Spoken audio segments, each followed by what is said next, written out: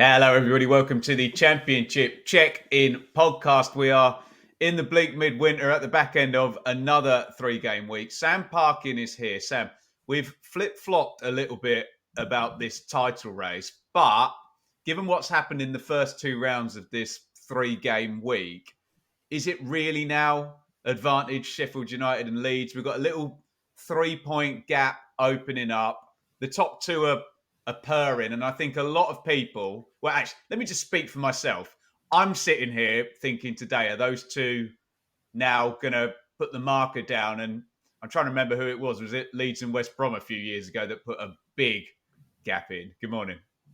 Good morning. I can't believe you're discounting Burnley I'm not already. discounting anyone. I'm asking the question. Yeah, no, I think it's. I think 20 games in, and considering that they just dropped, most recently the 2 points in that stalemate against Derby, I think it would be amiss of us to speak about the top two without including Burnley in there. Just because, I think there would be examples. Who springs to mind? Cardiff, maybe when they went up under Warnock, maybe. I don't know the numbers, but I wouldn't imagine they're going to be touching what Burnley are doing defensively at the moment. But there's different ways of getting promoted. And I think Scott Parker probably had better offensive players previously when he did it, granted. But there's no reason as to why they can't continue. They've shown over quite a considerable portion of the season now that they ain't going to give away many goals. I mean, this is unprecedented still what they're doing. And, they surely will have a period, I think, where they'll improve as an attacking force as well. So, They're no, just not quite there though, Burnley, no, are they? You look at the top two, and they look a much more viable product. And you feel Burnley might get there yeah. in 1 month, 2 months. Yeah, but I think there's only 4 goals difference between Sheffield United and Burnley. 4. So, that shows you that Sheffield United aren't full of goals. And I think, the conversation that we have frequently about them is that, there's not been too many games where that balance has been, alarmingly obvious in the forward positions. It's been that makeup where you're going to deploy Callum O'Hare, who I thought was great in the week at Millwall, one of his better games, but it's been a bit problematic, you know, who's going to be the one to get them the goals, maybe. I know Campbell's had a Somebody brilliant. always does though, Sam. Yeah. Raksaki, then Campbell, and now Brewster for the first time in forever. Yeah, that's a massive goal for him. I think the Sheffield United fans, probably the signing of Campbell is what's heightened the expectations and the belief as well. Like, let's rewind to the start of the season. I was on the Chris Wilder train lively. I thought that they were being really, underbacked almost. And it wasn't until he kind of put that squad together pre-season that people started to sit up and take notice. But I think track record, size of the club, the support, the way they're going to be in front of their own fans. There was a few unknowns maybe that were brought in. You didn't know how maybe O'Hare would acclimatise, Burrows, Raksaki. These are all guys that have been really good at their previous clubs and on their previous loans, but it's how it translates to being a really huge club with massive expectation. So there's still room for improvement there, but I don't think they're vastly superior to Burnley in those forward areas yet. I think they've got the capability to be so, but yeah, it's hard here. I mean, there's the teams that you would expect in name and coming into the season that would maybe be able to put a run together. I don't really feel that. At the moment. I think Sunderland are a playoff team at best. I think that's the reality of that situation, despite an electric start. And there's no one else really. West Brom probably would have been my ones going into the season, but it's just difficult to see them keeping pace with the top three. I'm calling it. Interesting. So you think maybe I'm drawing my line one too high? Talk to me. Well, let's finish out with Sheffield United to say that when we came into this week, we were like, oh, that's quite tricky to go West Brom away, Mm. Millwall away. 4 points from those two is tremendous, and they can bank up. Plymouth are horrible away from home. They can, take the 7 if they beat Plymouth at the weekend. So really good from Sheffield United. Leeds' home record, Sam, is just getting ridiculous now. And when a team's on a streak like this, you isolate the home fixtures and you almost say, well, when are they When are they not going to win a home game? Actually, they've got Blackburn in the new year, and John Eustace seems to have some kind of number. More from John Eustace later in the show, by the way. But Leeds have got 8 wins in 11 and 8 consecutive home wins. And what I will say about Leeds is there have been the odd irritating defeat in there for them, but they've bounced back really well. And, they're above the 2 points per game. And again, they just look like Sheffield United. I think they look smoother than Sheffield United, and that Sheffield United are kind of in fifth gear and Leeds maybe have got something else. But they look more viable than Burnley, surely, Sam.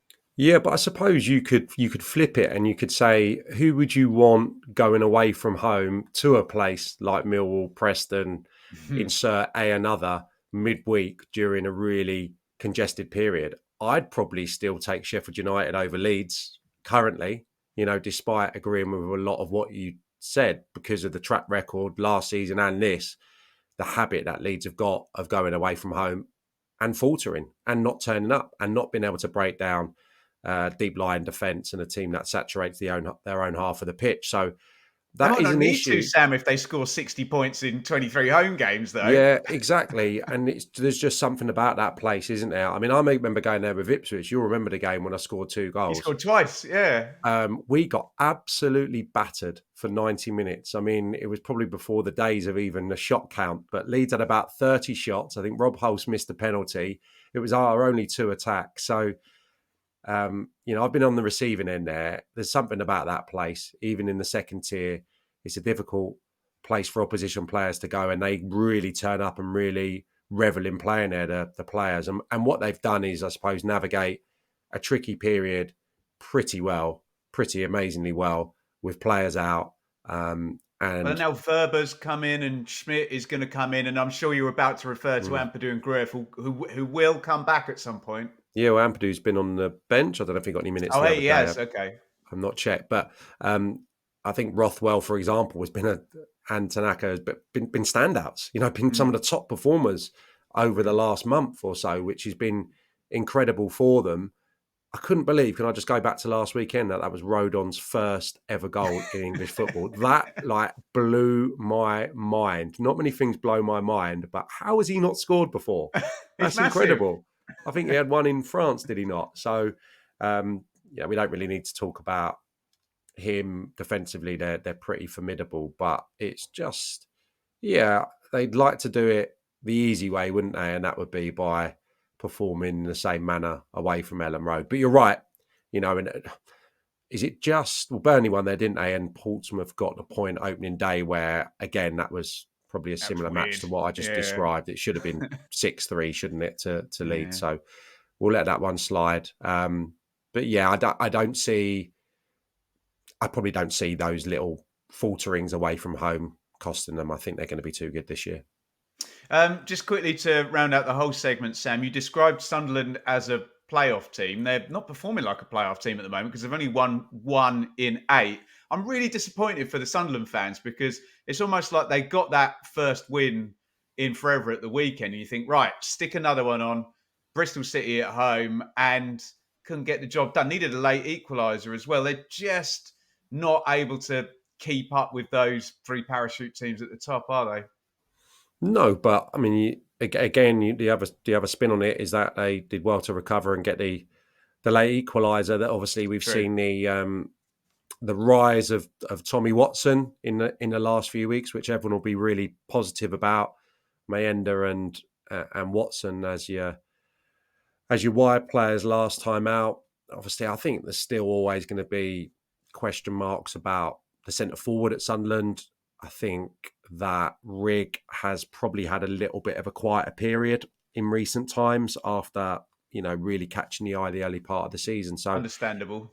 Yeah, of course. It's unlikely that he was going to be able to go the whole season performing at the level. But I think, as I understand it, Liam Manning made quite a good tactical switch at half-time, changed the shape of the team and got after Sunderland a little bit from the front. And I think that was maybe something that we anticipated seeing from Bristol City, being quite aggressive without the ball this season. I think they did that in that second period and it put them under pressure. So I think you'd commend the opposition tactically and also the reality that Sunderland are probably just short of where they where the big hitters are in the table. But it's not to say that they can't, because I think the coach makes up that difference a little bit.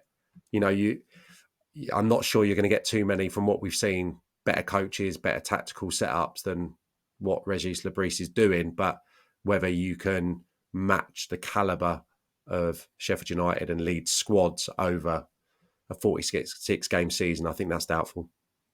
There we go. We don't plan this out, by the way. We just tell the truth. But we've got a nice little bit of disagreement here. I think I'm going down the 2-horse race narrative. Sam's keeping his powder dry on that and may or may not join me as the Just season in case I've got to progresses. go to Burnley at any stage, mate. Not somewhere that I venture too often, Turf Moor. I think I played there on the Tuesday night after the aforementioned Leeds victory, and in total contrast to what happened at Ellen Road, we got beaten 2-0 miserably. And Frank Sinclair, an old contemporary of mine from Chelsea. Had me in his back pocket, Frank. Oh, there you go. Well, get involved in the comments. Let us know. Do you agree with me that I can see it being Leeds and Sheffield United going forward? Now, I do agree with Sam that it's going to be a bit more open with 3 or 4 in the automatic promotion race. We are going to skip down towards the bottom of the table now for We Need to Talk About. By the way, it's always hard in the 3-game weeks. We'll hopefully talk about your team on Monday if we don't get to do it properly today. You need to talk to me about Pompey and QPR, Sam, because if I was going to see Portsmouth outside of the bottom 3, given how terrible their start to the season was, I would have imagined that would be in a month, 2 months, and they'd trend up slowly towards the end of the season. They are out of the bottom 3 on goal difference with 8 points in the last 4. Since that horrible 6-1 at Stoke, which you were worried about, Sam, 13 points in 10. If they do that again in the next 10 games, they'll continue to trend up. And QPR, wow, on for a 9-point week. Sheffield United aren't even on for a 9-point week. 11 points in 5, 4 consecutive clean sheets. Do you want to talk about QPR or Pompey? Let's go with QPR then to kick off. Yeah, I mean, a brilliant couple of results. I thought maybe the margin of victory was a little bit fortuitous against Norwich. I think they had a couple of goals disallowed, possible penalty as well. But I think more than the 5 goals in the 2 games, it's probably what they're doing without the ball and the stability they've got defensively. Obviously, when you look at the clean sheets, is it 3 or 4 in the last 5 games? Just the 4 and 5 concession against Stoke, if memory serves me right. But yeah, the goalkeeper's been a star, I think, since he's come in. I really like all season, yeah. the look of him. I think he's been excellent. And now, despite them being, a little bit patched up, you've got Ashby playing at fullback. You've got Morrison, I think, partnering Steve Cook, who's been colossal, really, I think, over a period of time now for QPR. When you consider that Kenneth Powell and Jake Clark-Salter probably walk into that back 4 ordinarily, they're doing really well. I think the improvement in Varane is evident, and Sam Field gets the headlines for his goals the other night. But I think those two as a partnership, maybe just the makeup of the team, building from the back, getting them better defensively, giving away less goals, less opportunities, probably an acknowledgement that there ain't a great deal of fluidity or rhythm or confidence in the forward players, especially now that Salah has got going and all of a sudden gets himself injured and out of the team, and you're relying on a rookie going up there who did brilliantly, Colley, to get the 2 goals against Norwich. The improvement seems to be defensively, but also I think what has been a consistent kind of critique when I've been coming away from QPR this season, the new players haven't really contributed much. And now that they're getting up to speed, we're seeing the product of that. Someone like Saito on the flank, Varane, I've already mentioned, Morrison, Ashby getting opportunities over a longer period of time are all starting to show their worth. So, and, I've not seen the last couple of games in their entirety, but I'm sure Marty Cifuentes is working tirelessly, and you'd put him in the same category as the chap up up at Sunderland in terms of the impact they've had and, the way that the team seems to respond tactically. So, yeah, it's been a brilliant upturn. I probably didn't see it coming because I thought that lack of goals would be a real hindrance this season. And you've still got Frey to come back. You've still got Dembele to come back. Hopefully it's a big turning point. I think it's probably more pivotal if we flick on to Pompey, still what happens in terms of players coming in January. Didn't really happen in summer, did it? Not really. I think they went in undercooked. But then you look at the team comparison from Saturday to Tuesday. Moxon played, Paddy Lane played and did well. Obviously, Bishop has given just the whole place a massive boost, I think, at such an important time. Had he been out, let's say, until the new year, which was first feared, they could have been looking at snookers, looking at a huge deficit. And, I haven't been privy to the conversations, of course, but they'd have been, earmarking where they can get points and probably how the league was going to look when they were maybe going to be welcoming him back into the fold and maybe adding one or two more players. So to get this little run now, get him back, Matt Ritchie, I think, has shown his quality and used his experience really well. Marlon Pack playing at centre-half, I thought that was going to be, for a few sporadic minutes, but he seems to be staying there, whether it's alongside Regan Paul, who went off injured the other day, or McIntyre, who came on and did well in his absence as well. He's a calming influence and maybe just, I suppose they're utilising his knowledge, aren't they? His game understanding and his leadership qualities over maybe his specialised position because he was struggling a little bit early part of the season. So, I mean, that's a ballsy move from the management, but also it's got to be acknowledged for being an incredibly clever switch if he's now performing better and they're picking up results. So, yeah, I think more than QPR, it's probably still going to be defined by the window, but what a pleasant view the league table is now for the supporters down there in comparison to a month ago. They've given themselves, with the right players, a great chance now. Well, let us know in the comments, Pompey fans, Sam. I bet to exactly what you said, I bet they would have just been happy to be in touch going into Christmas, let alone actually outside of it. But just to mention... So if you just think of the mood right today in comparison to how the Argyle fans will be feeling, I mean, I've just thrown one team in there, but... Well, that was what I was just going to say, Sam, is that alongside good runs for QPR and Pompey, Oxford have had a consistent losing run. Cardiff seem to have peaked a bit and dropped back off. Plymouth have had a poor run, and obviously Hull City have done worse than anybody could have imagined. I would say the team at the lowest ebb is probably Oxford right now, or one of the lowest ebbs, and then Derby are a little bit up and down.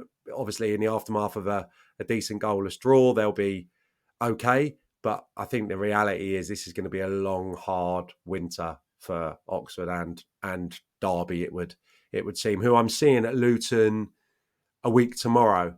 So I'll see how they've changed after that disappointment of the Swansea defeat, given that the following two games were Leeds and Burnley in quick succession, I think, for Derby. So they're presented with, it's Luton at Kenilworth Road, but maybe a more possible chance of accruing some points.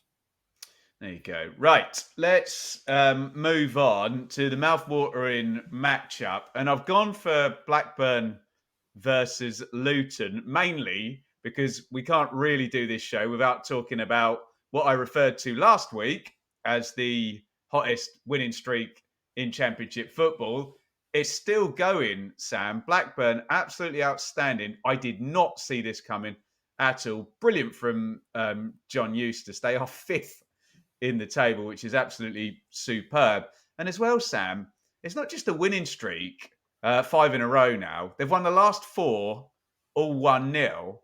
And 4 of the games have been away from home as well. This is brilliant from Blackburn. And you've got to say, Sam, Luton are horrible away from home. Rob Edwards acknowledged that they've got 18 points in 9 at home.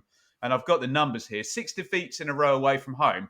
They have conceded 20 in those 6 games. And to your point, a couple of podcasts ago, they've collapsed as well in those I think of Norwich away and Middlesbrough away, where two's gone for Coventry, 3, 4, 5. Yeah, exactly. Coventry 2-0 up.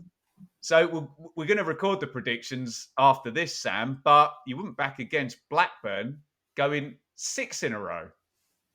Yeah, nobody does it better, really, do they, than Blackburn at winning tight games, frustrating opponents, the real gritty performers at the moment that are taking points in the division of Blackburn. And you've got to say that it's no fluke and it's no surprise, because if you look at how Eustace's teams have been in the 2 or 3 years that he's been managing, there's a consistency there. So he is one of the best without the ball coaches, no doubt, in the division. My goodness me, what he'd be doing now with Sammy Smodics back up front, or insert another guaranteed return of goals, because they're doing it without really anyone to hang your hat on. Hashi had that pretty productive start to the season, but quite often off the bench. Gay gets his first goal the other day. I'm saying it. I was going to say gritted teeth. It's not gritted teeth because I'm a former striker, so I want the strikers to get the goal. But it's been a struggle, hasn't it? I think that's an own goal, mate. If you haven't seen it, I think it's an own goal. You can tell. You can always tell from a striker's reaction. It possibly grazed him, but the meat of the header has definitely come off the Sean Bernard. So it's probably an own goal, but you take it and you hope for his sake that's him up and running now. But absolutely the strength in this team is, again, like QPR. I think it's really good partnerships that are developed. The spine, Danny Barr and Dom Hyam. I think it's not always been plain sailing for Hyam since he moved from Coventry, but he and Danny Barr are looking formidable. And then you've got players like Rankin Costello and Travis and the like, that are the foundations of a ridiculously solid team without the ball. They'd always want more going the other way.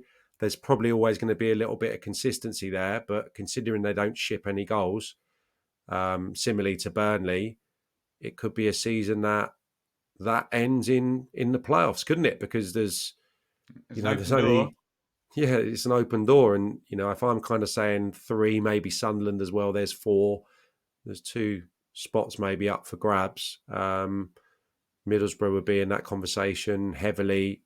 Outside of that, it's a pretty open game, isn't it? But yeah, this is a game where you on the face of it, you'd fancy Blackburn to win for the reasons that you've already stated. You cannot overlook how massive that result was for Luton, I think, on Tuesday. But if any team needs to put probably 4, 5, 6 games together, it's Luton now, because I just don't think that the speculation will go away about the manager until they can do that. And I think there maybe be an acceptance if the season improved, but it improves to the point where it's going to be a mid-table finish with some really good performances, maybe not the consistency to force their way into the top 6. But I just think the way that they're so inconsistent at the moment, and obviously you've just highlighted the contrast between home and away, I just think there'll come a tipping point. So, and I hope it doesn't happen, because I really want Luton to be successful this season and under Rob Edwards, but it just feels like not a lot is changing. So that was a colossal victory, and my goodness me, they would love another win ahead of that derby game on the Friday, which you go into like you do the majority of the Luton home games and expect them to probably be too strong for the opponent. There you go. Brilliant stuff, Sam. Again, we will definitely talk about your team in the prediction show, and we will probably talk about your team on Monday, but we will round out the kind of podcast segment there. We're just going to finish off with the quiz from Fev. Sam, if you can open up your question that we've been sent. Huge thank you to Fev. Fev's Football Analytics at Fev's Football on Twitter comes up with some awful, horrible brain teaser that Sam and I struggle to answer each and every week. Would you like to ask first or answer first, Sam? I'll ask today. Okay. if that's all right. So Am I allowed to bring the table up? normally Fev does the top six or the bottom six, which everyone will be au fait with, but he's going to do the middle today of the table, Okay. top of the bottom half and bottom of the top half. So the middle 12. So my question for you, Ben, is can you name 3 of the 6 teams?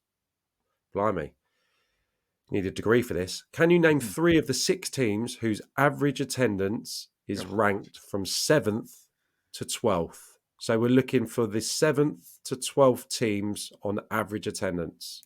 Okay. You ought to get. So I'll give you 4 guesses to get you 3. Yeah. Okay. Watford. Watford are not there. Do Are you they know what? above it? I'm going to give you the attendances here, right? So Yeah, please. Yeah. the bottom in 12th is 21,000, give or take. Mm-hmm. And then 7th is 26,000, give or Oh take. God, there's not much in it, is there? Okay. West Brom. West Brom is there in 8th, Yes. 24,800. Okay. 1 from 2.